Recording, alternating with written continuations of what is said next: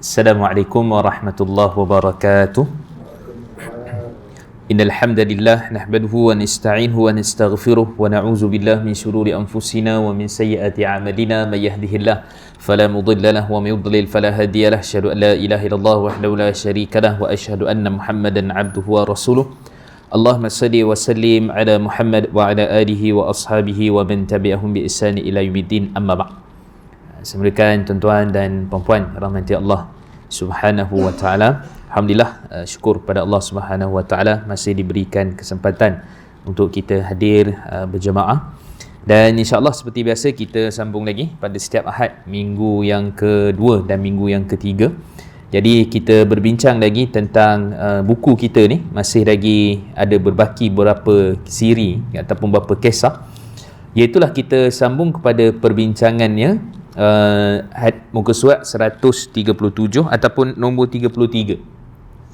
Nombor 33, selepas mana kita bincang Abu Ubaidah Al-Jarrah yang nak membunuh ayahnya waktu dalam peperangan. Ini kita masuk pada kisah 33, kisah Al-Hubab bin Al-Munzir memberikan idea kepada Nabi SAW semasa perang Badar. Famous cerita ni, kita biasa dengar kisah gali parit tu kan. Dan kemudian Nabi SAW pada waktu tu taklah merancang untuk buat ataupun nak apa kita kata, nak menyekat dari sudut air, pengairan, dari sudut tentera ataupun sudut batasan dan sebagainya. Tetapi atas idea Hubab ibn Munzir, maka Nabi SAW terima dan Nabi lakukan perkara itu. Cumanya kisah ini dari sudut penilaiannya, riwayatnya bagaimana? Ini kita nak bincangkan insya-Allah pada kisah yang ke-33. Baik. Kisahnya bermula apabila Rasulullah SAW menggerakkan tenteranya untuk mendahului kaum musyrikin ke perigi Badar, telaga Badar, dan menghalang mereka daripada menawan pengairan itu. Nabi SAW mengambil tempat di malam itu, iaitulah di kawasan terdekat kepada pengairan Badar. Pada masa itu Al-Hubab bin Al-Munzir selaku pakar ketenteraan bertanya kepada Rasulullah SAW, apakah kawasan yang kita bertempat sekarang ini suatu yang sudah ditunjukkan oleh Allah? Maksudnya daripada wahyu, Nabi pilih tempat ni sehingga tidak boleh kita maju ataupun ke belakang selangkah pun, atau apakah sebagai pemilihan strategi dan taktik, maksudnya peperangan? Jawab Rasulullah SAW, ia adalah strategi dan taktik semata-mata, helah dalam peperangan. Kata Al-Hubab ataupun Al-Hubab, kalau demikian ya Rasulullah, ini bukanlah tempat yang sesuai. Tuan hamba boleh berpindah bersama sekalian tentera ke pengairan kaum musyrikin. Kita timbus dan musnahkan kolah yang di tepiannya dan kita bina pula takungan, kemudian dipenuhkan dengan air supaya semasa bertempur nanti kita dapat minum manakala kaum musyrikin dapat dalam kekeringan dan kehausan.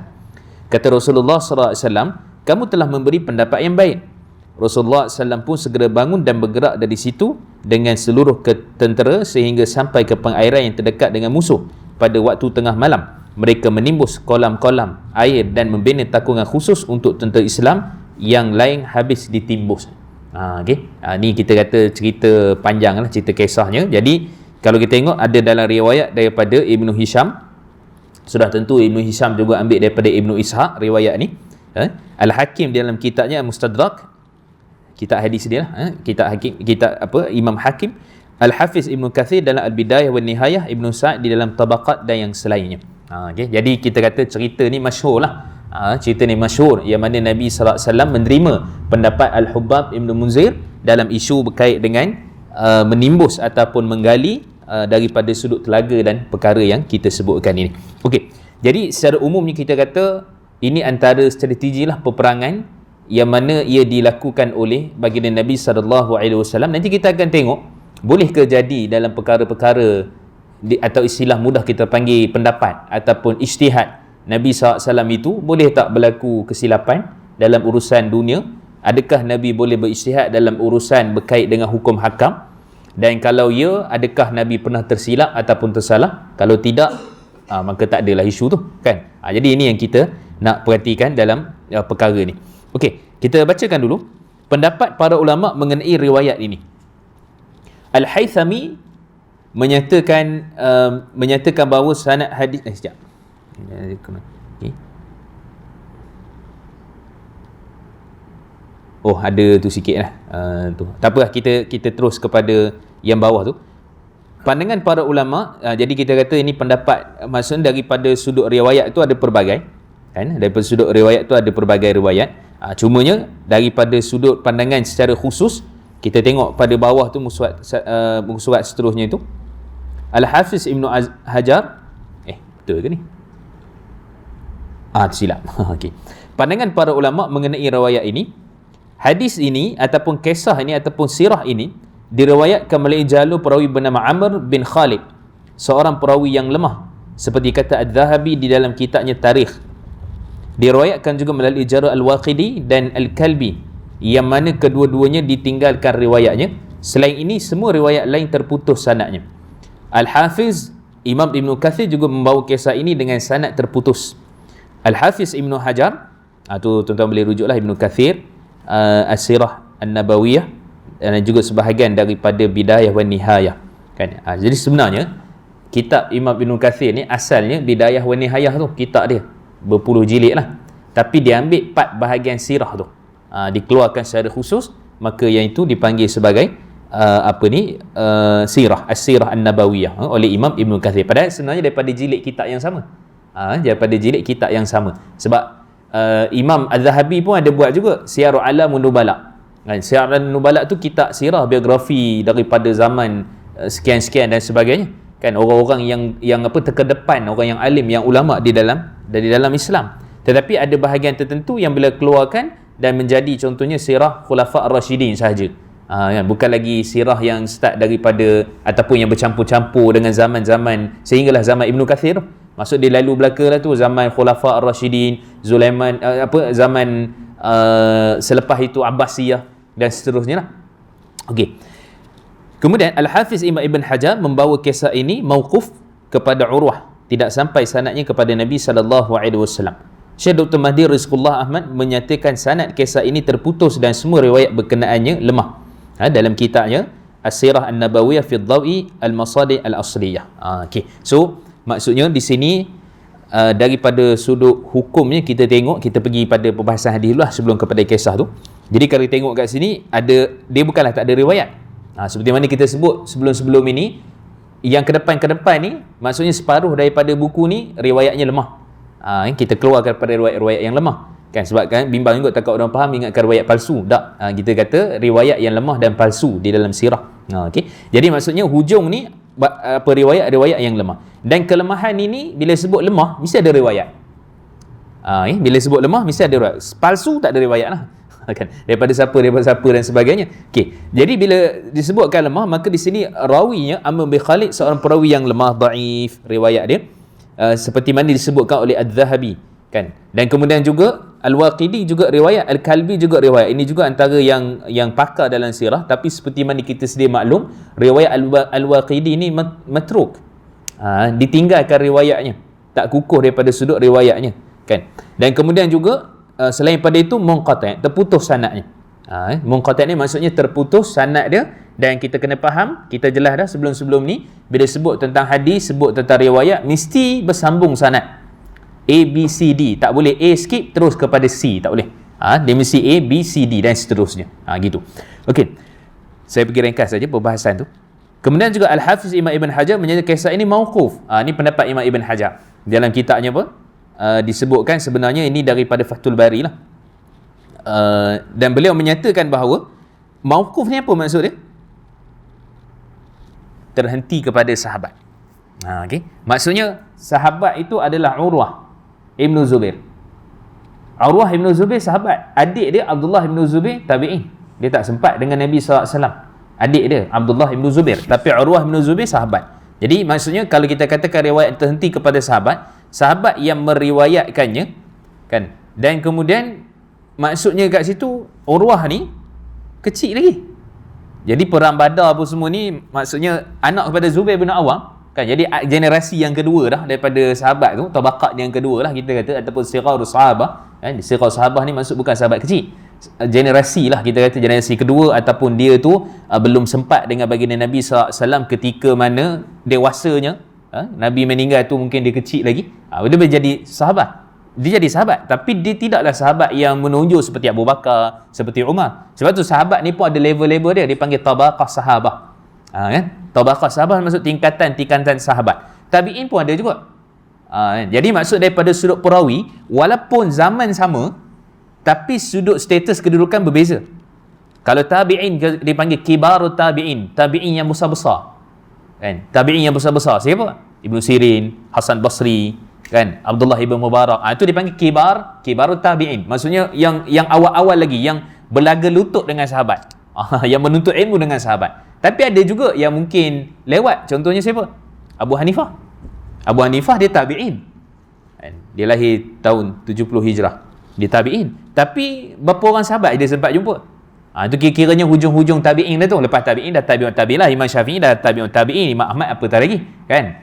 Imam Bukhari dan seterusnya. Jadi kita nak kata dari sudut asasnya, dia ada, setiap tabaqat tu ada pula dia punya keutamaan. Macam tabi'un tabi'in, dia ada pula yang utama. Imam Ahmad yang utama. Kan? Jadi kita kata setiap sahabat pun ada dia punya siapa yang bagikan ni? Para ulama hadis, daripada sudut periwayatan, daripada sudut melazimi Nabi, daripada sudut kebersamaan dengan Nabi. Jadi semua itu adalah berbeza. Maka Urwah ibn Zubair waktu ni macam mana dia boleh tengok peperangan Uhud tu sedangkan dia kecil lagi, peperangan Badar tu sedangkan dia masih kecil lagi?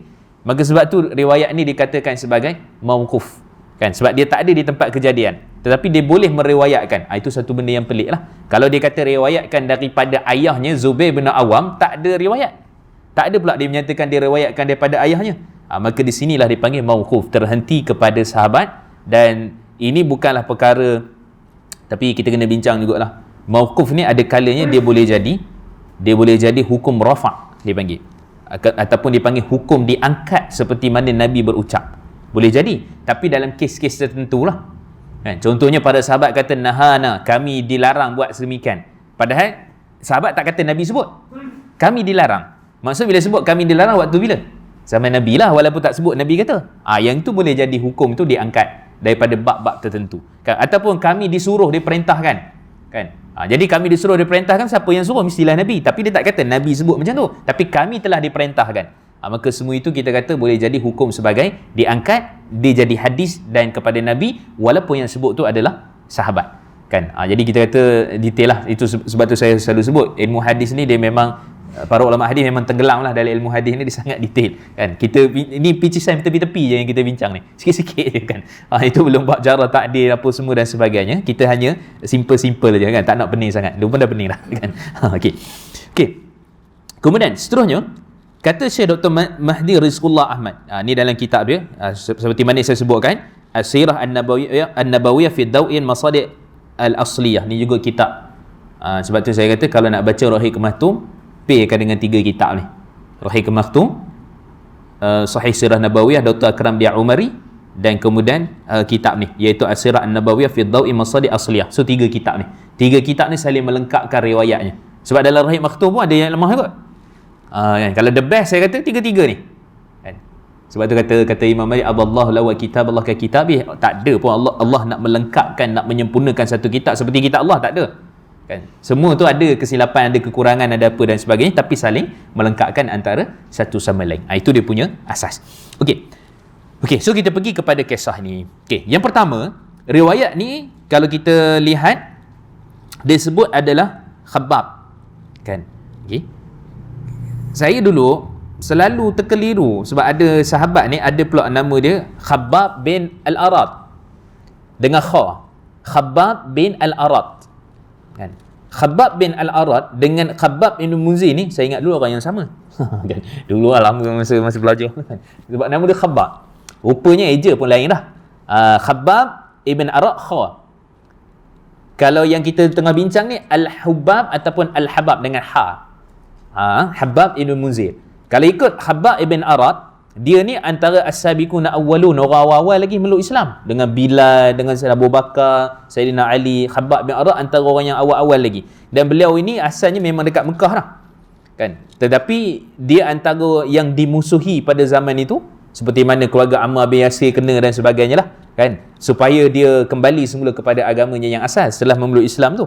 Tapi dia bertahan lah, sehingga dia ni dijual di Mekah kepada Ummu Ammarah ataupun Nammarah, kan? Dia dijual beli dan sebagainya. dan kemudian akhirnya dibebaskan dan kemudian dia mengikut baginda Nabi SAW, dan antara yang awal-awal lah Khabbab ibn Arat kan. Dan kemudian beliau meninggal di Kufah, di Iraq lah, pada 37 Hijrah. Itu Khabbab ibn Arat. Tapi berbeza dengan Habbab ibn Munzir ataupun Hubbab, boleh baca dua, Al-Hubbab boleh, Al-Habbab boleh, Ibn Munzir. Maka Al-Habbab ibn Munzir ni, dia ni pula merupakan seorang yang kita kata daripada sudut peperangan, semua perang dia pernah pergi. Tak semua sahabat pernah pergi. Macam contoh kita kata dulu siapa? Abdullah bin Mas'ud kan. Abdullah bin Mas'ud ataupun Sa'ad bin Malik ibn Sinan, nama sebenar dia, ada perang yang dia tak sempat pergi sebab dia kecil lagi. Contoh Badar dia tak pergi kan. Tapi kalau ikutkan Al-Hubbab ni juga antara yang awal juga, dan berbeza dengan Khabbab ibn Arat tadi, maka dia juga mengikuti semua peperangan. Khabbab bin Arat semua perang pun dia pergi juga. Tu cerita kelebihan pada sahabat ni kan. Tak ada skip lah. Macam kita pernah dengar cerita tentang Ka'ab kan, cerita tentang beberapa orang sahabat skip perang Tabuk apa semua, adalah sebab-sebab tertentu tu kan. Tapi kita nak kata yang ini memang special lah. Ini kelebihan dia. Kelebihan dia semua perang bersama Nabi SAW dia pernah ikut, dan kemudian semua perang dia pernah, dalam istilah hadis dia panggil syahid. Syahid ni maksudnya dia saksikan, ataupun dia pergi, ataupun dia bertempur dalam ma'rakah tu, ataupun dalam siri-siri peperangan itu. Okey. Dan beliau ini, kalau Khabbab ibn Arab, dia daripada Bani Tamim, dipanggil At-Tamimi. At-Tamimi. Tak ada kena-mengena dengan pemuda Bani Tamim. Tak ada kena-mengena. Langsung tak ada kena-mengena kan. Okey. Kemudian yang kedua, Khabbab ibn Arad, dia daripada suku Bani Haram, Khazraj. Itu ataupun Khuza'ah. Itu dia punya apa? Dia punya suku kaum dia. Jadi berbezalah, maksudnya memang dua watak yang berbeza, dan yang kita bincang ni adalah Al-Hubbab ibn Munzir, yang mana dikenali juga sebagai kunyah dia adalah Abu Amr, Khazraji, dan juga Al-Ansari kan. Itu penting nama tu, sebab itu rekod besar kan? Rekod besar. Mereka ni Ansar ke mereka ni Muhajirin kan. Bila sebut Khazraji ataupun Ansari, maka ini antara yang didoakan oleh Nabi SAW kan. Dalam riwayat Imam Bukhari, Nabi kata, siapa yang mana cinta kepada Ansar, maka dia cinta kepada aku. Siapa bughdul Ansar, siapa yang mana benci kepada Ansar, dia benci kepada aku. Tu Nabi jamin tu kepada orang-orang Ansar. Sebab tu sahabat-sahabat yang ada title Ansari ataupun Al-Badri yang pernah ikut perang Badar kan, itu memang the best level lah di kalangan para sahabat. Sebab tu saya sebut dah sebelum ni, Imam Ahmad kan susun dia punya kitab Musnad Imam Ahmad tu, pertama 10 dia masuk syurga ataupun khalifah, kemudian baru sahabat seterusnya kan. Jadi kita kata itu antara teknik macam ni Imam Ahmad menyusun kitabnya Musnad Imam Ahmad. Okey, daripada sudut dia punya apa kita kata sumbangan beliau dan sebagainya, inilah salah satunya riwayat yang menyebut tentang beliau dengan baginda Nabi SAW lah kan. Dia juga dalam peperangan Uhud, peperangan Bani Quraizah, dan macam-macam peperangan lagi lah yang beliau sertai. Dan Habbab ibn Arad ini akhirnya dia meninggal pada zaman pemerintahan Sayyidina Umar Khattab, lama lah lepas tu kan. Lepas zaman ketika mana berumur lebih kurang dalam 50 tahun lah. Dekat mana? Dekat Madinah sendiri lah. Meninggal dekat Madinah. Okey, itu ringkas lah tentang Habbab ibn Arad seperti mana yang kita sebutkan ni. Okey, jadi kita tengok kepada kisah. Okey, jadi dalam kisah ni beliau menyatakan bahawa, ataupun riwayat menyebutkan tentang cadangan yang dikemukakan oleh Al-Hubbab bin Al-Munzir tentang cerita mengalihkan strategi kan, daripada sudut kita tempat lain, kenapa tak kita pergi kampus je, tempat yang mereka tu pada waktu malam, dan kemudian kita pergi tempat lain, kita gali tempat lain supaya mereka tidak ada bekalan makanan dan minuman. Tu strategi perang lah zaman tu kan. Jadi kita kata, adakah itu satu kezaliman? Tak ada.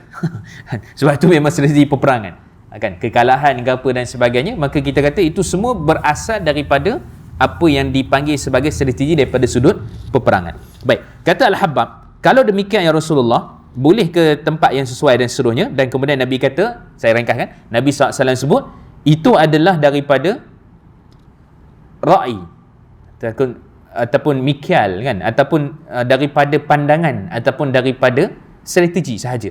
Dia bukan daripada arahan daripada Allah Subhanahu Wa Taala. Baik, sini menunjukkan bahawa yang pertama, banyak perkara juga yang berlaku dalam kehidupan Nabi SAW bukanlah daripada wahyu.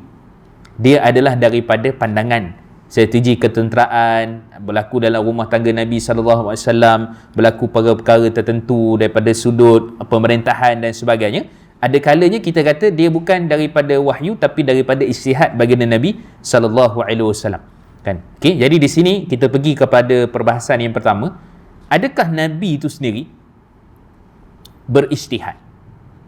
Kita dah jelas dah sebelum-sebelum ni kita jumpa hadis yang Nabi sebut apa? Ataupun dalam Quran Allah sebut dalam surah An-Najm kan, ayat ketiga tu, wa ma yantiqu 'anil hawa in huwa illa wahyu yuha. Muhammad itu tidak menuturkan perkataannya melainkan ia adalah diwahyukan. Quran lah dengan hadis lah sepatutnya kan. Itu satu. Kemudian dalam hadis riwayat daripada Abdullah bin Amr al-As dan riwayat Imam Ahmad, yang mana kata Nabi SAW ketika mana dia tulis hadis Nabi kan, hadis tu maksudnya yang diriwayatkan lah daripada Nabi SAW, dan kemudian dia tak bagi, Nabi suruh padamkan dan sebagainya, dan kemudian dia kata fanahani Quraisy larang aku tulis apa yang Nabi sebut kan, sebab dia kata Nabi menangis, Nabi ketawa, Nabi juga ada keadaan dia marah, ketawa dan sebagainya, takkan tulis semua kan. Kan macam kita lah, tanya marah takkan nak tulis semua kan, yang isi-isi penting lah tulis contohnya. Jadi di situ menunjukkan bahawa hadis tu apa yang Nabi sebut lah. Tapi bila kita pergi kepada pembahasan besar sebelum ni, kita dah sebut dah tentang hadis tu lebih besar lagi kan. Bila sebut tentang hadis masadara, apa yang disandarkan kepada Nabi, perbuatan Nabi, percakapan Nabi, akhlak Nabi, ikrar Nabi SAW dan sifat Nabi SAW, pribadi Nabi SAW, maka semua itu merujuk kepada hadis. Tapi dalam bab ni, dalam bab ijtihad ni macam mana? Okay. Di sini para ulama berbincang. Imam Asy-Syaukani dalam kitabnya Irsyadul Fuhul. Irsyadul Fuhul ni satu kitab usul fiqh yang sangat penting. Dia agak moden sikit tetapi dia 4 mazhab. Sebab biasanya kitab-kitab usul fiqh yang sebelum-sebelum tu dia lebih kepada satu mazhab saja. Contoh Syirazi Al-Luma, maka satu mazhab. Al-Mustasfa Al-Ghazali satu mazhab je.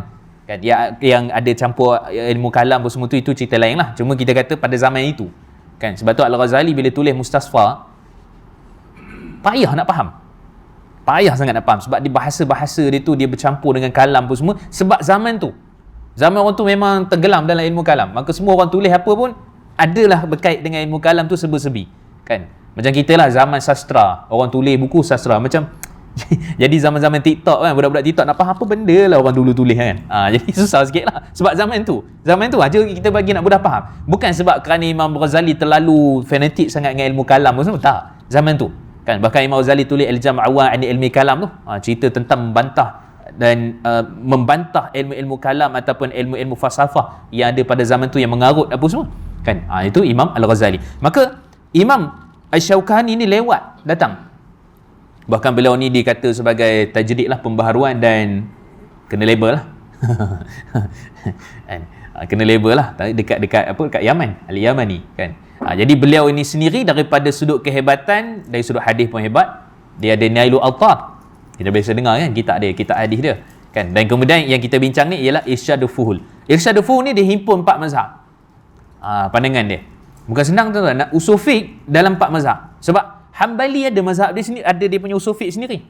Qawati' sebagai contoh kan, Qawati' Adillah kan. Kalau Hanafi usul Syashi contohnya kan. Kalau Maliki banyak lagi, ada Asbahun Nazair pun ada, usul pun ada, Qawaid pun ada kan. Syafi'i lagi lah, Ar-Risalah apa semua. Jadi semua ada kitab usul fiqh sendiri. Maksudnya usul ijtihad sendiri tu semua ada.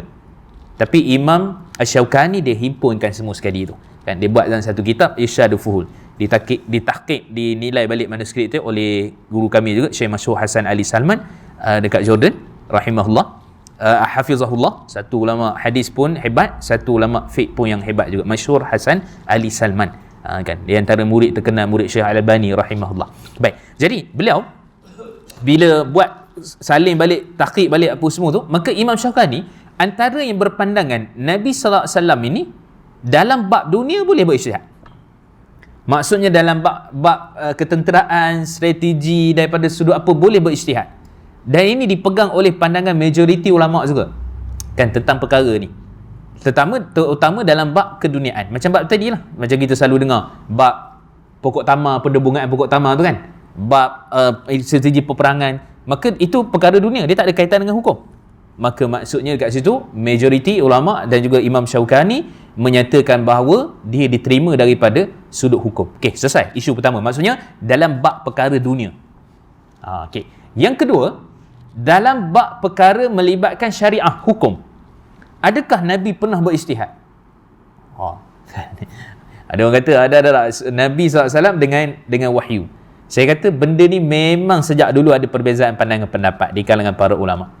Kan? Kalau kita tengok apa yang disebut oleh Imam An-Nawawi rahimahullah, Imam Ibn Hajar Al-Asqalani sendiri dalam Fathul Bari, disebut juga oleh Imam Syaukani juga, disebut juga oleh Imam Abu Walid Al-Baji, satu ulama besar dalam mazhab Malik, antara yang mensyarah kitab Muwatta Imam Malik, kan? Semua mereka menyatakan Nabi ada kalanya boleh berijtihad dalam hukum syariah. Pelik tu. Sebab biasanya wahyu, kan? Sebab biasanya mesti daripada wahyu. Nabi SAW mesti nak sebut satu benda hukum mesti daripada wahyu. Sebenarnya tak juga. Ada beberapa keadaan tertentu, dia bukan cerita kebanyakan Nabi berijtihad, tak. Ada kes-kes terpencil. Saya buat satu contoh. Kita selalu dengar hadis ni dalam riwayat Imam Bukhari. Laula an asyqa ala ummati la amartuhum bisiwak inda kulli salat atau inda kulli wudu. Kalau tidak memberatkan umat aku, nescaya aku akan memerintahkan mereka ni untuk bersiwak, bersugi, gosok gigi ketika mana berwuduk ataupun sebelum solat. Kan? Kata Imam An-Nawawi rahimahullah, disebut oleh Syekh Dr. Wahbah Zuhaili juga, ini menjadi tanda bahawa sebenarnya ijtihad Nabi sallallahu alaihi wasallam ialah asalnya seakan-akan bagi tahu siwak tu wajib. Tapi ijtihad Nabi bagi tahu kalaulah tidak menjadi beban kepada umat aku, kan, maka aku wajibkan ataupun aku perintahkan mereka untuk bersiwak, bersugi ketika mana nak solat. Ramai orang tak buat pun. kan? Maksud dekat wuduk ke dekat waktu solat ke apa, hadis tu jelas menurut terang lagi bersuluh, kan. Jadi menunjukkan bahawa maksudnya Nabi sendiri bagi tahu, kata Imam Syekh Dr. Wahbah Zaili, kata Imam An-Nawawi, ini dalil ataupun hadis menunjukkan bahawa Nabi SAW berijtihad supaya bukan direngan, maksudnya hukum tu tak diwajibkan. Cuma Nabi kata kalau tak membebankan umat aku, kalau tak memberatkan umat aku, Nabi tak kata aku wajibkan umat aku bersugi, Nabi tak kata, kan. Jadi seakan-akannya asal hukumnya wajib, tapi sebenarnya telah pun diijtihadkan oleh baginda Nabi sallallahu alaihi wasallam. Itu satu bab hukum. Hadis yang kedua, ni saya buat contoh je bagi kita mudah faham. Ada seorang lelaki datang dalam riwayat An-Nasa'i, sahih. Seorang lelaki ni dia datang, dia cerita tentang ayah dia meninggal belum melakukan haji. Kemudian dia kata ahujju, kan, adakah sepatutnya aku pergi haji ataupun aku mengerjakan haji untuknya? Kemudian Nabi tanya dia, apa pandangan kamu jika fadain yuqda daina, kan, seorang memulangkan hutang dia. Nabi bagi gambarannya, apa pandangan kamu kalau seorang berhutang dan kena pulangkan hutang dia? Kemudian dia kata, naam, kena pulangkanlah hutang tu. Kemudian Nabi kata, fadainullahu ahaqqu yuqda, hutang Allah lebih layak untuk dibayar. Kan, maksudnya orang ni patut dia boleh pergi haji dah, tapi dengan sebab tu maksudnya dah cukup pun semua, mungkin sebab terhalang ke apa, jadi dia seolah-olah berhutang dengan Allah. Maka bila datang jumpa Nabi terus ijtihad. Nabi kata hutang dengan Allah, Nabi tanya dulu soalan kan, Nabi tanya dulu, kalau orang berhutang dengan kamu wajib bayarlah, kan. Jadi begitu juga kamu hutang dengan Allah, maka wajib juga kamu bayar. Ni seperti mana disebut oleh Syekh Dr. Wahbah Zuhaili, kan. Itu yang kedua. Yang ketiga, hadis ataupun hukum tentang kita kata apa, tawanan perang Badar. Bukan hukum lah, maksud bila mana Allah turunkan surah Al-Anfal ayat 67, kan. Al-Anfal ayat 67 ni cerita tentang apa? Cerita tentang bila dapat tawanan perang Badar, kan, seperti mana saya ingat saya pernah sebut sebelum ini, dalam perang Badar tu ada siapa tawanan tu? Abul As. Siapa Abul As ni? Menantu Nabi lah. Waktu tu belum turun pensyariatan tentang bolehnya berkahwin dengan, tak bolehnya berkahwin dengan musyrik. Abul As tak Islam, kahwin dengan Zainab. Dan kemudian pada waktu tu apa berlaku? Abul As ni sebab dia terkesan dengan dia punya Quraisy, bangsa Quraisy dia tu kuat sangat, sehingga dah tak mengikut Nabi. Dia berbelah bahagi sebenarnya. Dan akhirnya dia berada di tempat Quraisy. Bila sebut Quraisy ni, Mekah lah pangkalan dia waktu tu. Nabi kat Madinah lah, kan. Sebab dah berhijrah tu, kan. Jadi pada waktu itu baginda Nabi SAW dapat tawan mereka, kan. Sehingga kalau Zainab bawa kalung apa benda semua, kalung tu pernah dibagi oleh Khadijah hadiah kepada, ada panjanglah cerita dia kan. Dan lepas tu apa kata Sayyidina Abu Bakar? Sayyidina Abu Bakar kata kita jangan bunuh, kita bayar dengan fidyah. Maksudnya mereka kena bayar tebusan harga-harga tertentu lah. Sayyidina Umar kata apa? Sayyidina Umar kata kita bunuh je. Tawanan ni kita bunuh belaka kan. Mana nak tebus apa semua. Sayyidina Umar terkenal lah kan? Bagus kalau tuan-tuan yang suka tengok Musalsal Umar, the series tu. Ada 31 episod. Yang tu telah pun disaring oleh Al-Qaradawi, disaring oleh Ali Salabi, Salman Audah dan beberapa orang lagi pakar-pakar sirah lah. Maksud dia ambil sumber-sumber yang betul-betul autentik. Daripada sudut dia punya riwayatnya, lafaznya apa dan sebagainya lah. Kan bagus tu kalau tuan-tuan dapat tengok kan. Sebab dia seolah-olah macam merangkumi pada setiap zaman dan sahabat-sahabat yang terlibat. Waktu tu Abu Bakar pun ada, Umar pun ada, Usman pun ada, semua zaman tu, zaman sampailah Sayyidina Umar dibunuh tu kan. Jadi bagus tu, tapi panjanglah pula cerita.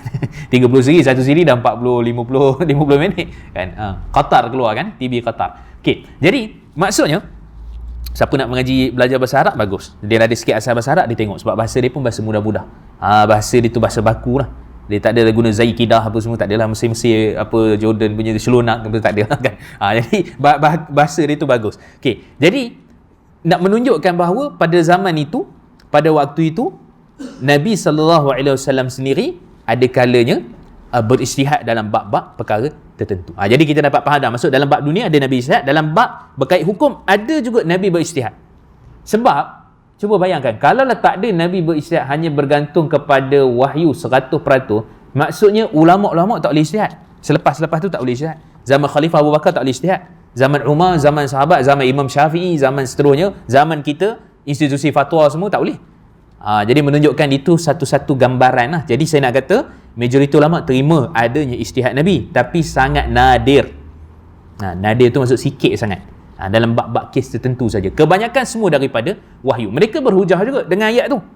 Mereka kata maksudnya yang Nabi sebut yang tiqu anil hawa tu, kata Syekh Dr. Wahab Ghazali, hatta kata Imam Nawawi, sebenarnya maksudnya ayat itu turun, hatta Imam Syaukani sebut ayat itu turun ketika mana orang tuduh Nabi SAW ni gunakan Quran tu sebenarnya bukan Quran, bukan wahyu, perkataan Nabi sendiri. Nabi yang reka Quran. Maka turunlah ayat tu, wa ma yantiqu anil hawa in huwa illa wahyu yuha. Muhammad tidak menuturkan Quran itu dengan perkataan dia sendiri, tapi adalah dengan wahyu kan. Jadi sebenarnya itu satu. Tapi kalau yang kedua, mereka kata itu Quran semata-mata, tak tepat juga, sebab hadis juga wahyu. Lepas tu kata Abdullah ibn Mubarak, guru Imam Bukhari kan, kata Abdullah ibn Mubarak, bila mana orang bertanya kepada beliau macam mana dengan hadis palsu, benda-benda yang tersebar pada zaman tu, beliau kata ya'ishulah adz-dhahabidha.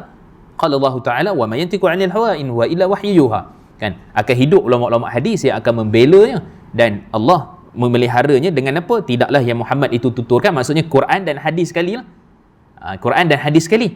Maka hadis isu yang lain, secara umumnya hadis, tapi dalam masa yang sama kes-kes terpencil, ada kalanya Nabi berijtihad dalam hukum syarak. Okey, kemudian persoalan seterusnya, kalau Nabi ijtihad dalam urusan dunia, Nabi ijtihad pula dalam urusan termasuk ketenteraan ni, urusan syariah, adakah pernah tersalah? Para ulama semua sepakat dalam urusan syariah tak pernah salah. Okey, itu dia. Dalam isu-isu hukum hakam, dalam isu-isu melibatkan perkara-perkara agama, tak pernah Nabi tersalah dalam ijtihad. Kan? Sebab itu keistimewaan Nabi, dan kita tahu keistimewaan Nabi ni kita tengok dalam kitab-kitab manaqib. Kan, contohnya ditulis oleh Imam, biasa dengar tak kitab Mishkat Masabih? Mishkat Masabih oleh Imam At-Tabrizi. Imam At-Tabrizi tu bab akhir sekali tu dia ada 31 kitab. Daripada kitab apa iman, amal, apa benda solat, apa haji semua, sampai last sekali bab kitab dia manaqib. Maksudnya kitab-kitab kelebihan Nabi. Nabi tu adalah kita kata apa, pemberi syafaat. Nabi tu sendiri Allah angkat jadi apa, kelebihan Nabi kan.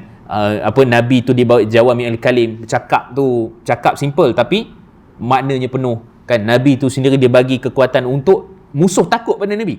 Yang duk perang dengan Nabi daripada Badar, Uhud tu semua takut dengan Nabi, tapi sebab kerana nakkan kemenangan, nakkan juga dia punya, tetap berperang dengan Nabi. Padahal pengecut semua, termasuklah Yahudi sekarang pun kan, pengecut kan. Tapi hakikat sebenarnya kita kata itu yang direkodkan daripada Al-Quran dan seterusnya. Kan menunjukkan bahawa Nabi SAW tidak akan pernah tersilap dalam isu-isu berkait dengan hukum hakam. Okey, dalam isu keduniaan, ni satu contohnya, walaupun dia riwayat ni tak sahih lah, tapi dalam bab isu pendebungaan kurma tu nampak macam jelaslah Nabi silap. Dan kemudian Nabi kata antum a'lamu bi amri dunyakum, ataupun kamu lebih faham tentang urusan dunia kamu. Kan urusan, maksudnya Nabi nak bagi tahu, Nabi mengiktiraf lah tentang kepakaran dia dalam pendebungaan pokok kurma. Kan, dan juga sahabat-sahabat yang lain. Maka menunjukkan dalam bab berkait dengan dunia, bukan Nabi tersalah. Nabi bila salah dia tak jadi dosa urusan dunia. Cuma kita kata dalam urusan dunia tidak akan menjadi dosa bila mana kita tersalah. Hatta Nabi sebut dalam riwayat Imam Ibn Khuzaimah, kan, Ibn Hibban, Tirmizi dan sebagainya, Nabi sebut apa? Innallaha qad tajawaza an ummati an khata' wa nisyan wa mastukri alaih. Allah telah mengangkat daripada umat aku ni daripada menulis dosa yang tersalah, yang tersilap. Kan itu dalam bab agama tu. Nabi maksudnya apa? Terlupa semayang macam tu kan, terlupa keluar zakat, banyaklah terlupa apa dan tersilap apa semua tu kan, la ma qatala nabi, kan, yang benda kita tak mampu, jadi ataupun terlupa ataupun tak ingat yang bukan luar daripada kawalan kita, maka itu tak jadi dosa, kan. Sebab tu niat tu penting. Jadi niat yang luar kawalan kita, dia tak menjadikan dia sebagai satu dosa. Yang masih kita dapat kawal, maka niat itu kalau salah dia jadi dosa lah, kan. Okey, jadi itu dalam urusan dunia boleh jadi ada kalanya Nabi tersilap, dan tersilap di situ yang kita sebut pada isu seterusnya, timbulnya musyawarah. Ini sebenarnya musyawarah. Okey, jadi kita tengok yang ketiga tu, yang keempat tentang musyawarah. Okey, dalam buku kita tu seterusnya, musyawarah Nabi SAW dan para sahabat radhiyallahu anhu ajmain. Di antara ciri-ciri keindahan Islam adalah setiap perkara yang sukar diselesaikan maupun memerlukan idea dan pendapat lain, maka diatasi dengan cara musyawarah bersama-sama. Hal ini amat jelas seperti mana firman Allah Subhanahu wa taala, washawirhum fil amr washawirhum fil amr fa idza azamta fatawakkal 'ala Allah. Dan musyawarahlah kamu, meetinglah dengan mereka dengan urusan itu, maka apabila kamu telah membulatkan tekad, maka bertawakallah kepada Allah Subhanahu wa taala. Kan dalam ayat lain pun Allah sebut wa amruhum syura bainahum, perintahkan mereka untuk syura, untuk bermusyawarat di kalangan mereka. Allah sebut dalam surah Syura, kan. Okey, ataupun dalam surah yang selepas Syura, Ahqaf rasanya, kan. Saya mak balik. Okey, jadi Allah sebut tentang ayat itu, Allah menyatakan tentang syura. Maksud mesyuarat ni, meeting ni, dia satu benda yang agama kita perintah. Bahkan zaman Khalifah Abu Bakar ada sistem syura.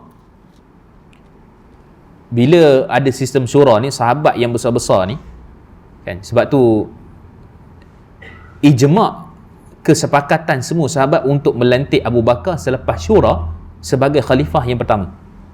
Tu ijma', kan, sepakat. Lepas tu nak lantik Sayyidina Ali, berbeza pula. Ada sahabat bahagian sini, ada sahabat bahagian sini dan sebagainya lah, kan. Cuma kita kata yang Sayyidina Abu Bakar tu semua ijma', semua syura, kan. Maka bila ijma' dan syura, ijma' ni apa? Persepakatan semua di kalangan sahabat untuk melantik Sayyidina Abu Bakar menggantikan baginda Nabi SAW, kan. Jadi kita kata sebab Nabi tak sebut lepas aku ni Abu Bakar, lepas Abu Bakar ni Umar pula lah, kan. Lepas tu bagilah pula orang lain, kan. Tak ada, Nabi tak sebut. Itu adalah berdasarkan ijtihad dan syura, kesepakatan di kalangan para sahabat pada waktu itu. Cuma para sahabat punya majlis syura ni hebat. Dia bukan cancala orang lah. Macam kita katalah majlis fatwa, ni bukan cancala orang lah, kan. Apa majlis fatwa kebangsaan ataupun majlis fatwa Kesatuan Ulama Fiqh Sedunia. So dia ada ranking-ranking dia, ulama-ulama yang dilantik dan diiktiraf daripada sudut tu. Maka menunjukkan bahawa apa yang Nabi buat dalam urusan dunia tadi, bab peperangan, Nabi tanya Al-Hubbab Ibn Munzir. Kalau riwayat tu kuat lah kita sebut tadi. Nabi tanya Abu Bakar, Nabi tanya Umar, kan. Ataupun dalam urusan yang Sayyidatina Aisyah kena fitnah apa semua, kan, Nabi tanya juga Sayyidina Ali macam mana apa semua dan sebagainya lah, kan. Begitu juga tentang peristiwa-peristiwa yang lain. Maka menunjukkan bahawa peristiwa hukum musyawarah ni merupakan satu sunnah. Sebab tu hari tu masa saya ada meeting board syariah, ada satu syarikat ni, dia punya eksekutif tu tak berapa buat betul-betul minit mesyuarat, dia cincai-cincai. Saya pun tak suka juga tu. Maksudnya kalau orang kerja dengan saya lah, Dia kena betul-betul lah, maksudnya minit mesyuarat, tulisan, huruf, apa benda semua, space tak space ke apa kan. Itu semua memang benda tu bila kita nak meeting kan, dan kemudian minit mesyuarat tu penting. Itu adalah resolusi kepada hukum yang kita tetapkan dalam sesebuah syarikat. Maksudnya kalau kita nak kata benda ni isu mas ni boleh ke tak boleh, isu sistem ni boleh tak boleh, isu preference shares macam tu kan. Kan benda-benda yang melibatkan saham-saham apa benda semua ni, jadi dia mesti ada ni. Kalau tak rekod, kalau tak ni, nanti audit pula. Bila kena dengan audit, dia jadi benda lain pula. Jadi sebab tu sangat penting tentang isu-isu yang melibatkan isu-isu syariah, meeting, mesyuarat, memang dia kena baca, dia kena tengok dan sebagainya lah. Kan sama juga tentang jadi panel syariah. Panel syariah pun kena baca. Sebab kadang-kadang panel syariah ni sibuk. Dia ada 10 panel syariah, bank tu bank ni apa semua kan. Jadi bila masa dia nak baca? Kan itu tanggungjawab dia kena baca. Kan dia kena baca, dia kena tengok, kalau tebal 200 muka surat, baca 200 muka surat lah. Itu tugas dia, sebab dia dilantik jadi panel syariah. Kan bukan masuk meeting tidur. Lepas tu kata, oh ya okey saya setuju kan. Jadi kita nak kata itu pun satu benda yang, sebab tu kadang-kadang bank negara di straight lah nak lantik panel syariah. Dia kalau ada yang tak disambung pun kontrak dia. Dengan sebab benda-benda seperti ni. Sebab tu dia kembali kepada sini lah. Maksudnya mesyuarat kena ambil betul-betul part penting. Sama lah mesyuarat AJK kawasan taman kita contoh kan, hadir korang tengok muka nampak muka kan, kena hadir lah. Jadi kita kata ini antara benda-benda yang buat mesyuarat ni janganlah ambil ringan. Sebab tu perintah daripada Allah untuk kita nak isu taman, isu syariah, isu hukum, isu fatwa, isu apa dan sebagainya lah kan. Jadi kita kata kena lengkap kan. Cumanya bila dalam musyawarah tu ada beza pandangan, biasa. Bab hukum pun biasa. Sebab tu kalau tuan-tuan tengok, hatta majlis fatwa kebangsaan tu kalau bersidang 14 mufti, ingat 14 mufti tu semua bersetuju ke? Ada 5 mufti setuju, ada 5 mufti tak hadir, contohlah kan. Ada yang datang, kemudian ada pula contohnya yang lain bersetuju. Dia ambil majoriti lah. Ambil majoriti kan. Contoh dalam isu-isu kat Malaysia, isu KSB ke, isu kes tentang isu-isu melibatkan macam-macam pelaburan ke, isu melibatkan hukum ke kan, ada yang setuju, ada yang tak setuju kan. Contoh yang baru ni dekat mana, yang fatwa 81 km tu, 2 marhalah tu, Johor kan. Bukan semua AJK fatwa Johor setuju, tapi sebab dah ramainya yang setuju lah kan. Sama juga dalam isu Kesatuan Ulama Fiqh Sedunia, walaupun ada berpuluh anggota apa semua, ada yang tak setuju, tapi bukan terpaksa bersetuju. Macam satu orang ni tu hebat, Syekh Sadiq Darir. Syekh Sadiq Darir ni dia, saya tak ingat dia ni daripada mana kan. Dia kata Darir ni keturunan dia tu ada yang tak nampak buta, sebab dia panggil Darir kan. Macam kita panggil sebagai istilah dia lah, Darir tu. Dia tak setuju dengan beberapa isu bila mana dalam fatwa Kesatuan Ulama Fiqh Sedunia dia ada anggota dia kan. Dia ada beberapa fatwa dia tak setuju, tapi sirah fatwa tu dia yang tolong tulis.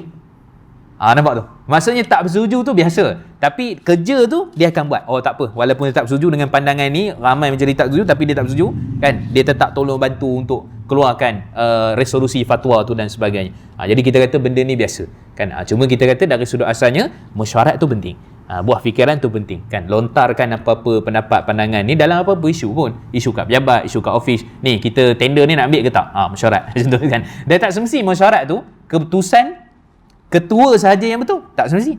Maksudnya setelah mengambil kira pandangan yang semua, baru kita buat keputusan kan. Jadi itu kita kata tu pentinglah minit mesyuarat apa benda semua tu yang berkait dengan musyawarah, dan itu adalah merupakan sunnah sejak daripada zaman dulu lagi kan. Sebab tu kalau kita tengok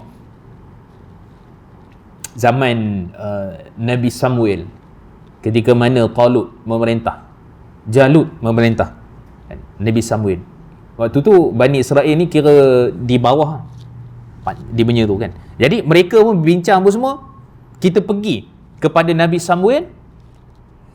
Nabi Samuel tu taklah disebut secara jelas kan, tapi ramailah Ibn Katsir, Tabari sebut Nabi Samuel lah nama dia. Okay? Jadi datang waktu tu, dan Bani Israel minta kita kena kalahkan Jalut. Kita kena kalahkan Jalut. Dan kemudian Allah memerintahkan supaya mereka melantik Talut sebagai ketua pemimpin mereka. Bani Israel tak setuju.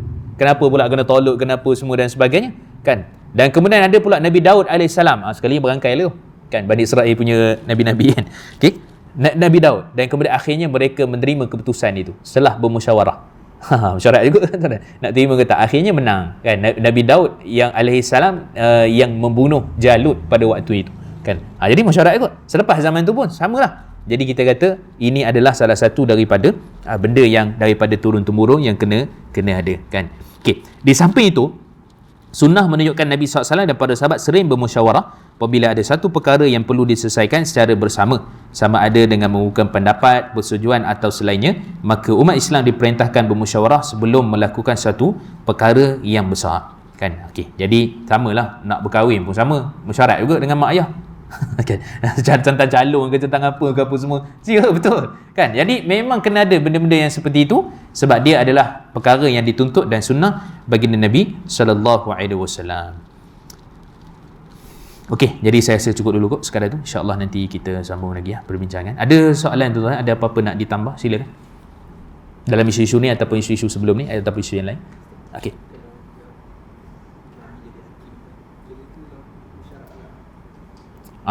Nabi jadi hakim.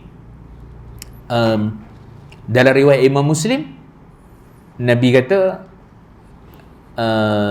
akhadha qit'ah ataupun lahu qit'atan minan nar kan. Maksudnya Nabi bila mana ada kes datang kepada Nabi SAW dan kemudian adakah merujuk kepada Nabi berijtihad ataupun tidak, kalau ikut An-Nawawi dan ulama lain, itu antara hadis yang jadi tunjang juga yang menunjukkan Nabi berijtihad dalam hukum kan. Orang ni datang, dia bagi tahu saya ni bersalah, si fulan ni sebulan. Datang pula orang yang bersalah tu, dia bagi tahu tak, saya tak bersalah sebenarnya, gini dan sebagainya. Dan kemudian Nabi kata, aku berhukum di atas hujah-hujah kamu. Maksudnya hujah kamu tu nampak benar sungguh, maka aku berhukum dengan kamulah di pihak yang benar. Kalau hujah kamu tak tepat ke, faktanya apa ke, salah ke apa, maka kamu di pihak yang salah. Maka kalau yang benar itu nampak macam benar, yang salah itu sebenarnya yang betul. Nabi kata, janganlah sampai kamu mengambil potongan daripada potongan neraka, kata Nabi SAW. Kan, menunjukkan bahawa apa dia? Maksudnya nak jadi qadi, nak berhujah atas fakta tu dia lepas dah. Kan, dia lepas dah. Bukan sebab anak buah dia ke sebab apa, tak. Atas fakta dia berhukum, dia lepas dah. Tapi orang tu yang dia sebenarnya salah, tapi dia nampak dia betul, dia benar, maka pada waktu itu dia telah mengambil daripada potongan neraka, kata Nabi SAW. Jadi dalam bab tu memang betul Nabi berhukum di atas ijtihad Nabi dalam menentukan hukum, siapa yang betul, siapa yang salah dalam bab seperti itu. Dia boleh jadi dua, mungkin dalam perkara keduniaan juga kat situ, tapi situ lebih kepada hukum lah. Sebab nanti nak kena bayar balik harta orang, nak kena pulang balik ke apa dan sebagainya, dia melibatkan kepada hukum. Wallahualam. Ada soalan ni?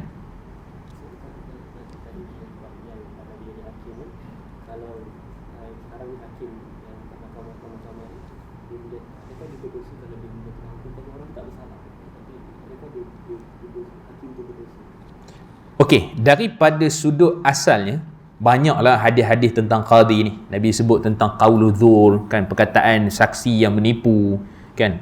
Kemudian juga Nabi sebut tentang aqadi ni dalam neraka, kan. Qadi ni ada dua kan. Nabi sebut sallallahu alaihi wasallam. Jadi maksudnya di situ kalau berdasarkan ijtihad dia, bukti-bukti dan fakta-fakta dia, maka pada waktu itu dia tersalah contohnya. Maksudnya kes tu salah, tapi dia kata dia betul dan anak guam dia terbukti tak bersalah, kan. Maka pada waktu itu di atas ijtihad dia dan dia pun tidak ada nak bias ke mana, cuma dia nak bantu, dia nak tolong, maka waktu tu dia tak jadi masalah. Tapi kalau memang dia tahu dah salah tapi dia cuba untuk nak membuktikannya, maka itulah larangan-larangan yang Nabi sebut tadi tu, kan. Qadi dalam neraka apa semua dan sebagainya, kan. Kemudian juga apa, tak boleh jadi sebab tu jangan anti. Setengah orang dia kata tak payah jadi peguam ni, nanti masuk neraka cepat. Tak betul juga. Kalau tak ada peguam nak bela kesalahan orang yang sepatutnya dia tu dibela, tak dibela. Nampak tu kat situ, kan. Jadi maksudnya bukanlah menjadi prasyarat bahawa mesti jadi qadi itu dalam neraka. Qadi itu maksudnya bukan tuan kadi, bukan. Qadi itu maksudnya peguam lah, kan, yang peguam anak guam dia dan sebagainya. Jadi kalau betul dipertahankan, ataupun kalau salah tapi bukti menunjukkan bahawa dia betul, rupanya anak guam pun tipu dia. Contohnya lah, bukti-bukti ke, kan, dia buat AI video ke, contoh, kan, dipu ke, kan. Jadi kita kata daripada sudut fakta, sudut apa, terbukti memang dia betul lah, tapi hakikat dia menipu apa semua, maka peguam berlepas diri lah waktu tu. Lepas tahu dia salah, rupanya dia salah, dia tanggung, kan, maksudnya di situlah. Cuma daripada sudut tu sama. Sebab tu dalam Nabi SAW sebut dalam isu hukum, dia sama juga macam isu hukum juga sebenarnya, kan. Nabi sebut dalam hadis yang sahih, Nabi kata tentang ijtihad ni, falahu ajrain, bagi kamu ada dua pahala. Fa in akhta, kalau kamu tersalah, maksudnya kamu dapat satu pahala ijtihad. Kalau kamu betul, dapat pahala betul, dapat pahala ijtihad. Kan itu sudut hukum dan sudut fatwa. Kan tak semestinya fatwa pun hukum tu kadang-kadang terutama personal lah individu yang menjawab persoalan masyarakat, menjawab persoalan yang nak kena cepat ni. Sekejap lagi kalau orang tanya ke apa kan nak bagi tahu dia cepat. Kan ini macam mana ustaz? Ni kes apa? Apa tu istilah dia? Lupa English punya tu. Tema dia tu. Maksudnya kucing tu kalau dia ni kucing ni dekat veterina ni. Doktor kata ni nak kena inject bagi mati lah. Kan? Kita kena sihat waktu tu. Macam mana kan? Ke nak bawa balik dulu ke apa, doktor kata ni tak boleh kalau gini. Atas doktor lah. Maksudnya kita berpegang pada doktor punya ilmu, dia ni memang tak boleh lagi menyeksakan dia, jadi kita bagi ubat tidur lah contoh kan. Sebenarnya matilah, inject lah kan. Lepas tu macam mana? Kita kena sihat waktu tu. Rupanya mungkin salah ijtihad kita. Kan? Mungkin betul ijtihad kita. Maka pada waktu itu sebab kita ada mungkin ada ilmu sikit, pengalaman ke sikit, kita boleh bagikan pandangan dan kalau betul kita dapat pahala waktu tu. Ijtihad ni bukan semesti dalam isu negara, isu hukum masyarakat, tak, mungkin isu-isu kes macam tadi tu. Maka di situ ada pahala dan kita dapat pahala ijtihad, kalau betul kita dapat 2 pahala. Kan? Jadi samalah macam isu tadi tu. Maksud kalau tersalah pun daripada sudut tu bukan sebab kita bias, bukan sebab kita nak melindungi orang yang salah, tak. Tapi memang sebab kerana ilmu yang kita ada, pengalaman yang kita ada, sistem yang kita ada, kan, dokumen-dokumen yang kita ada, maka dekat situ. Wallahualam. Ada soalan lain? Tak ada. Okey, tak ada, kita berhenti dulu kat sini. InsyaAllah nanti kita sambung lagi. Terima kasih banyak tuan-tuan. Aku qauli hadza wa astaghfirullah li wa lakum. Subhanakallah bihamdi asyhadu an la ilaha illa anta astaghfiruka wa atubu ilaik. Wa sallallahu ala Muhammad wa ala alihi wa sahbihi wa barik. Walhamdulillahirabbil alamin. Wassalamualaikum warahmatullahi wabarakatuh.